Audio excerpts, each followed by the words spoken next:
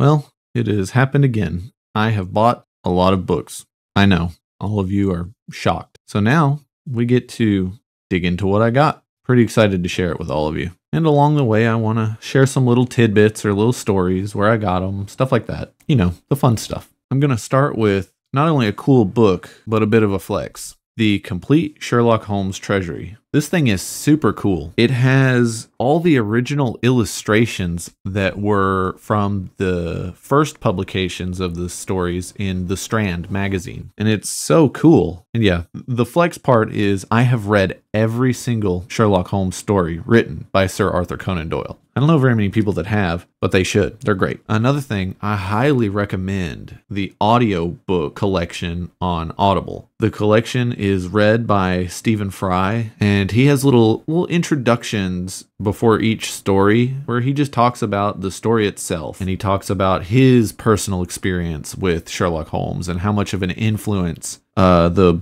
stories were on him. And it's just really cool, and I highly recommend it. This next one I think is going to be a bit of a turd, but I see them all the time, and I wanted to read one, and I finally found one for like $1. Mac Bolan, Appointment in Kabul. And you notice it's Don Pendleton's Mac Bolan, not written by Don Pendleton. At this point, he had started farming out the stories. I was looking at the beginning just to see if he gives any credit, and he says, "Special thanks and acknowledgement to Stephen Mertz for his contributions to this work," which I'm assuming means he wrote the book, and Don Pendleton got to take the credit. I hope he paid him well. Yeah, this is one of those cheesy 80s action things. I don't know what they're called. Like the modern equivalent of like dime stories or dime novels. I've wanted to read one, and this one seems interesting. The Russians want Afghanistan, but not its people. And a Soviet cannibal has found a weapon to annihilate the populace, a chemical called Devil's Rain. With intel supplied by a CIA spook, Mac Bolan leads a unit of the feared Mujahideen, the holy warriors of Islam, in a campaign to stop an atrocity that will kill millions. Remember when the US was friends with the Mujahideen? A quick aside, it said a Soviet cannibal. Do you think he's a baby-eating communist?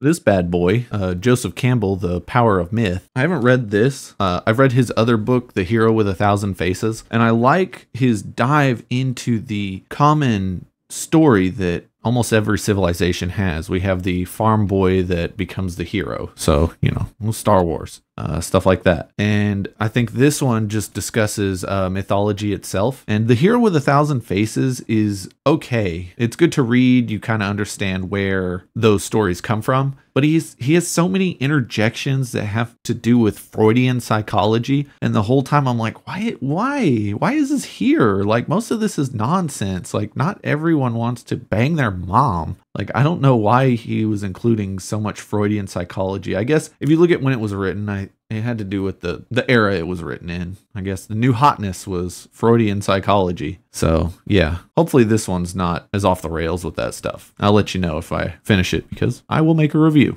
Another wild critter has appeared. Look over here. Bang, bang. This is Baby, and she is a baby, a 12-year-old baby. Well, an 11-year-old baby. She's a extra thick, as we call these kitties around here. Look at those beautiful eyes. She's got lumpy ears because she wouldn't quit shaking her head, and now she's screaming at me because there's a dog behind me that's chewing on herself, and she is shooketh. I'll let you go now, okay, beautiful? Oh, look at that kitty. Let's get back to the books. Now, this one is an upgrade. As I've said before, I like to buy books that are upgrades for my previous copies. I made a YouTube short about this. Canticle for Leibowitz is an amazing novel. It is absolutely fantastic. And this book club hardcover edition is a perfect match for a book I'm going to grab right now and show you. The Demolished Man by Alfred Bester. This is a 1953 book club edition hardcover, and it's one of my most prized possessions when it comes to books. This book is amazing. It is so bizarre and so intense. And look at that. Another one of those super short reads. And it's just perfect. You could sit down and just let it destroy your brain. In probably one sitting. I highly recommend it. We've got one Roger Zelazny book. Oh, wait. We've got two Roger Zelazny books. I'm at the point now that I don't think Roger Zelazny can do any wrong. So I am just grabbing every copy that is nice of a book he wrote. So we'll see where I'm at in a year or two when I have a gigantic book club edition collection of Roger Zelazny. And I will probably have read them all by then because he's a wonderful writer. And most of his books are very short, so you can crush them in a day or two. and just absolutely enjoy them. I know you will all be shocked when I show you another book club edition hardcover for $2. And yeah, it's CJ Cherryh. I haven't read any of her work yet, but I'm not going to pass up a $2 book club edition hardcover of an author I want to read. So let's move on. Now, this bad boy was my pricey book. Let me tell you a little story. My brother's girlfriend sent me a text message, and she showed me a huge pile of books at her client's house. And she was like, hey, would you like any of these books? And of course I said, yes. I saw one in the picture I was interested in, but I'm not going to say no to digging through a pile of books. And I thought, well, worst comes to worst, I'll sell whichever ones I don't want, because her clients were just going to donate them or throw them away. So she tells me, okay, do you want me to pick through them and show you the good stuff, or do you just want them all? And I was like, I will take them all. So she messages me back and says, well, you'll have to wait. My client wants to have some friends go through them first and take what they want. And I thought, that's fine, whatever. I assumed that my weird tastes mean that the stuff I wanted from the pile would still be there when it got to me. And I was right. I'll cover those in a different book haul. But what I ended up doing was picking through it, and then I had a ton of books left. And it was all weird stuff I didn't have an interest in. Stuff about like plays and theater and a bunch of popular fiction that really isn't for me. So I sold them to Recycled Books. They bought about a third of them. And with that money, my big purchase is this amazing UK hardcover of Creep Shadow Creep from 1972.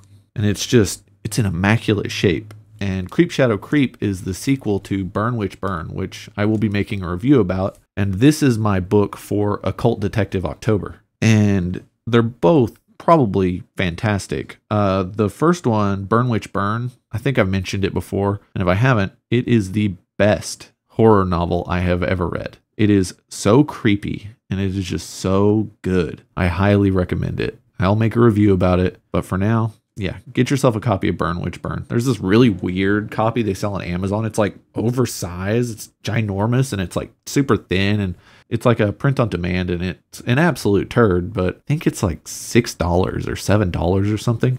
If that's the only way you can read it, get it. There's a fun story about Abraham Merritt. He was one of the best paid journalists of his era. In 1919, he was making $25,000 a year.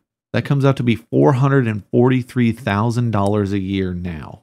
You know any journalists making $500,000 that aren't on like TV or something? I doubt it. Then at the end of his life in 1943, he was making $100,000 a year, which comes out to $1.7 million adjusted for inflation today. 1.7 mil to be a journalist? I mean, I guess he had to be an outstanding journalist to be making 1.7 mil at the end of his life. I don't know anything about his journalism, but if it's anything like his writing, he was worth every cent he was paid.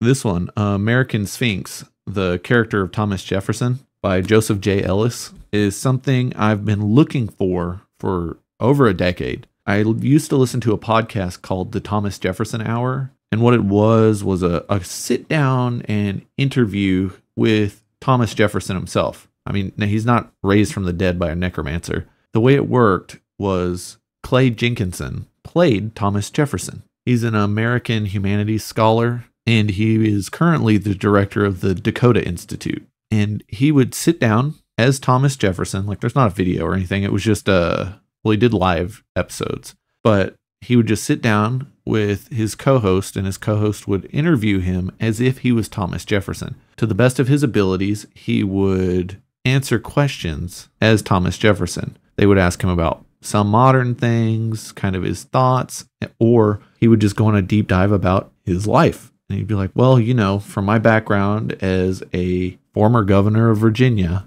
I think I would have tacked this way, that kind of thing. And it's amazing. It's so good. And before the interview and after the interview, Clay Jenkinson just talks about the character. And in the after interview, he just says why he said the things he said as Thomas Jefferson. It's super fascinating. I highly recommend it. If I remember to, I will put a link in the comments, but you can just Google the Thomas Jefferson Hour and you will find it. But it's highly recommended. And Clay Jenkinson recommended this. It was one of his like top 3 or 4 Thomas Jefferson biographies. So I've been looking for a copy for a long time.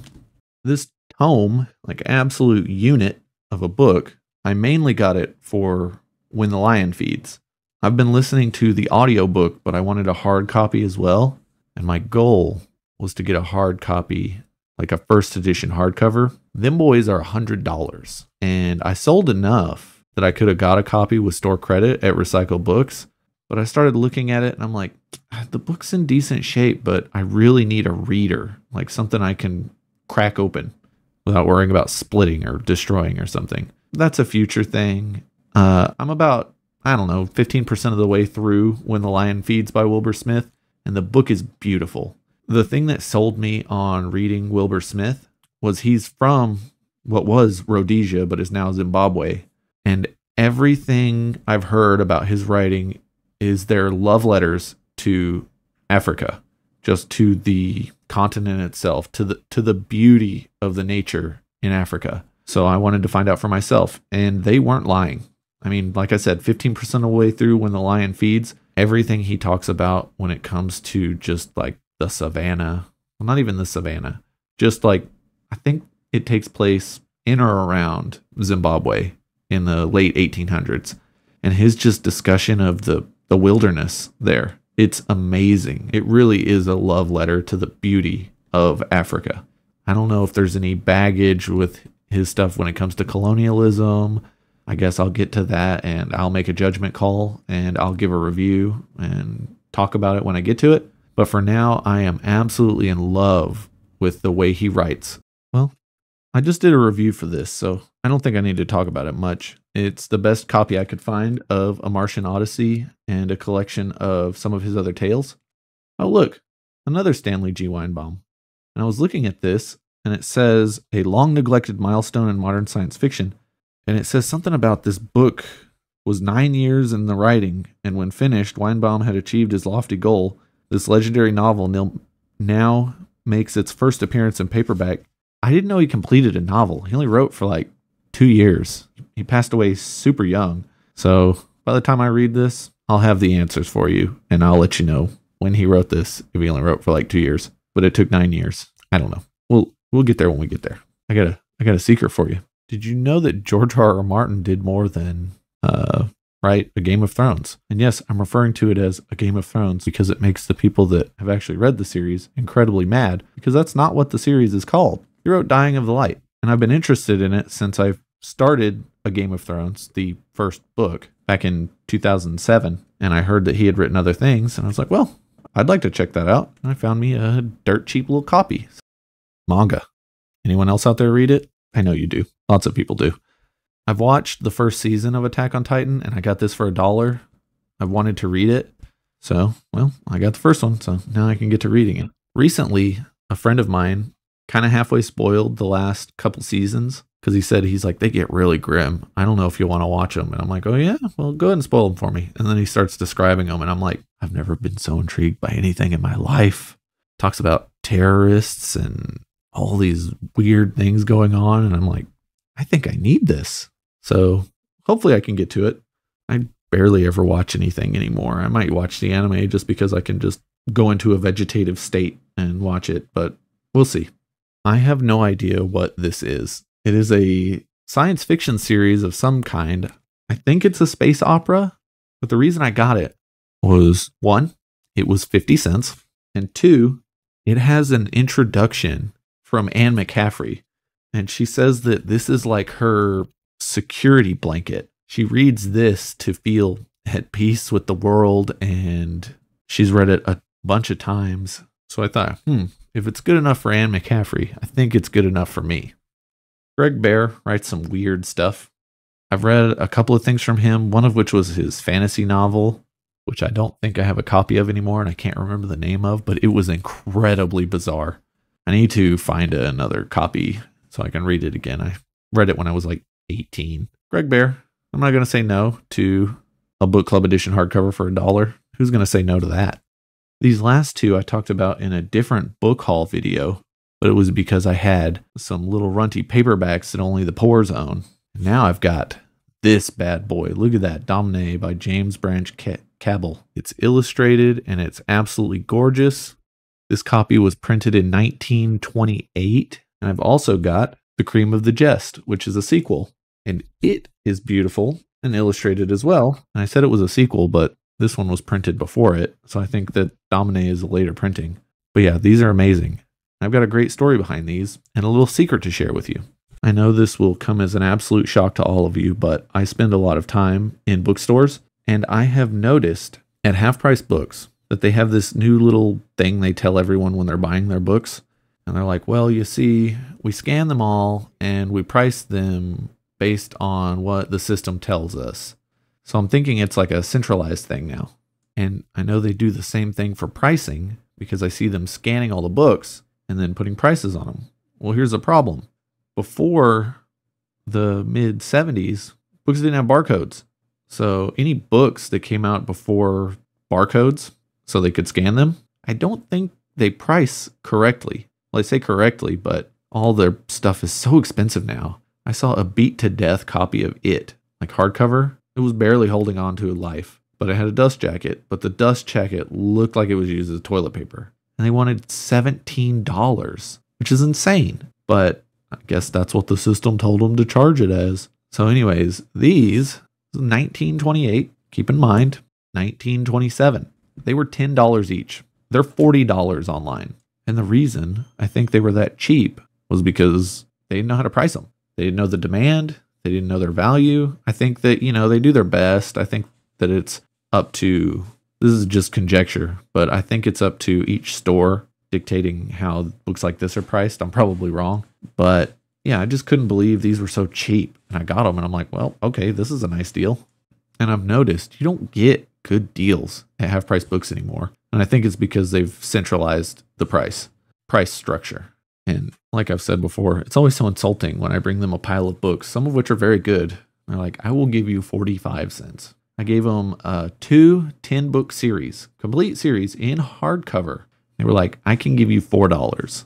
I took it because I was dumb and I just needed to get rid of the books. And I was too lazy to drive to recycled books.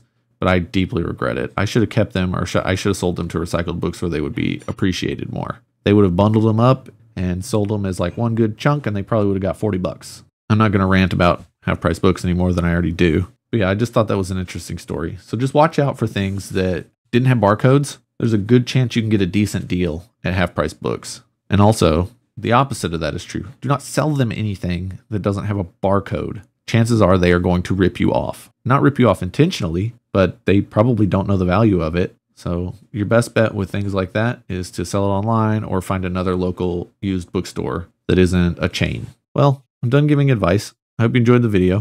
If you've read any of the things I've talked about, give me a like if you enjoy these videos, and I'll see you next time.